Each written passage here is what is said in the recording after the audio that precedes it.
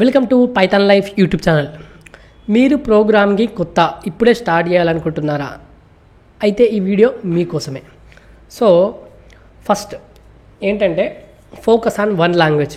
So multiple languages ఒకేసారి నేర్చుకున్నప్పుడు మనం ఏది కూడా సరిగా నేర్చుకోలేము. ఇప్పుడు మీరు ఒకసారి పైథాన్ స్టార్ట్ చేశారు, అప్పుడే జావా స్టార్ట్ చేశారు.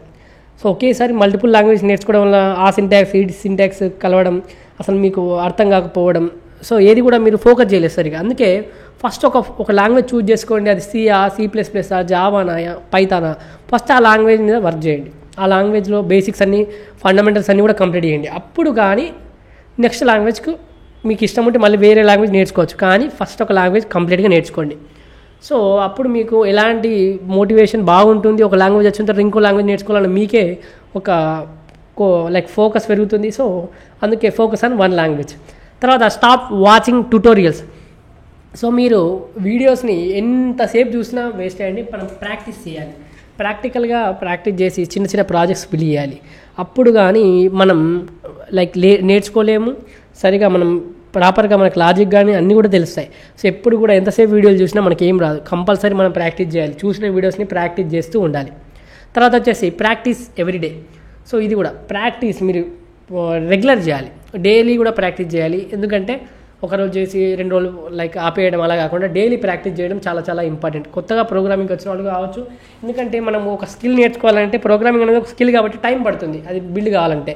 సో మనం ఎప్పటికప్పుడు కన్సిస్టెంట్గా ప్రాక్టీస్ చేస్తూ ఉండాలి. ఒక ఏదైనా డిఫికల్ట్ ప్రాబ్లం వచ్చినప్పుడు దాన్ని బ్రేక్ డౌన్ చేసి అండర్స్టాండ్ చేసుకోగలగాలి. సో ఆ విధంగా డైలీ ప్రాక్టీస్ చేయండి. తర్వాత don't hide from difficult topics. So easy topics ఎవరైనా చేయగలుగుతారు. సో ఈజీ టాపిక్స్ అయిపోయిన తర్వాత అయ్యో ఇది టఫ్ సబ్జెక్టు, ఇది టఫ్ ప్రాబ్లము, టఫ్ ప్రోగ్రామ్ అని దాన్ని వదిలేయకుండా ఏం చేయాలి, దాన్ని ఫేస్ చేయాలి. ఒకవేళ మీకు రాకపోతే మళ్ళీ చేయండి. ఒకసారి రాకపోవచ్చు కానీ మళ్ళీ నేర్చుకుంటే వస్తుంది కదా.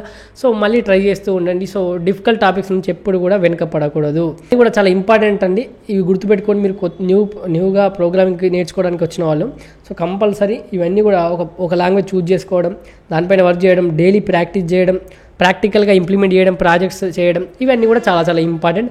సో ఎవరైతే ప్రోగ్రామింగ్కి కొత్తగా వచ్చారో వాళ్ళు ఇవన్నీ పాటించాలి. సో ఇదండి వీడియో. ఈ వీడియో కనుక నచ్చినట్లయితే ఒక లైక్ అయితే ఇచ్చేసుకోండి. అదేవిధంగా మీరు కనుక ఫుల్ స్టాక్ పైథాన్ ప్రోగ్రామింగ్ నేర్చుకోవాలనుకుంటే మన దగ్గర రికార్డెడ్ కంటెంట్ అవైలబుల్గా ఉంది. 200 hours ప్లస్ రికార్డెడ్ కంటెంట్ కేవలం 1999కే అందిస్తున్నాం. సో మీకు కనుక ఇంట్రెస్ట్ ఉంటే కామెంట్ సెక్షన్లో కోర్స్ యొక్క డీటెయిల్స్ ఇస్తున్నాను. అదేవిధంగా డెమో లింక్ ఇస్తున్నాను. డెమో చూడండి. డెమో నచ్చితేనే జాయిన్ కండి.